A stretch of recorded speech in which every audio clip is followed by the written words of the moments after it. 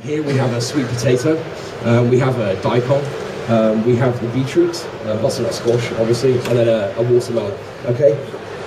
So literally I take the sweet potato, I take it into a shape like this, roughly like this. It doesn't have to be exactly like this. Then we just kind of turn roughly. Basically we repeat exactly the same thing for all the rest of the vegetables.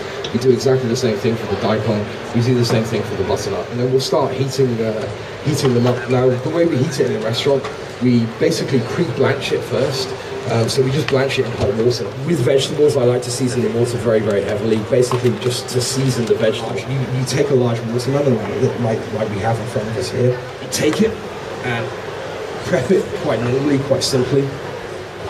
Basically take off the outside layer of the skin, that bag like this, put it in to your bag, place it in carefully. Once it's been backpacked, we freeze it in the freezer for 12 hours, usually overnight. Once it's been done for 12 hours, we take it out of the freezer, straight from the freezer, and put it straight into the steamer.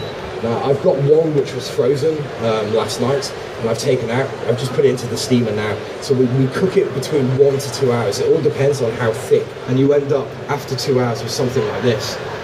Just slice it on an angle to get a nice kind of liver carpaccio texture.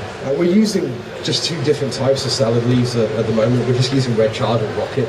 You can use whatever you want, it's really no problem. We do orange segments also on the dish also, okay? I'll show you how we finish the orange segments just when I start plating up the dish itself. So we'll start plating up now, cooking everything now.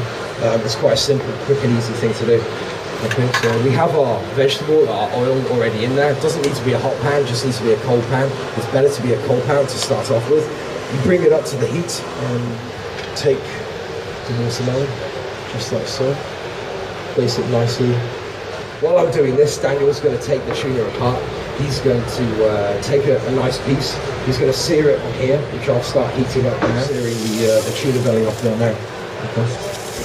Then we start placing the balls on top, our seared balls, okay, just like that, just roughly, nicely, okay. We'll blow torch the orange segments, basically just to get a caramelization, a little bit of burnt flavour. So the orange segments that we have here, I just tear them in half and just kind of make them fancy, as nice as we possibly can.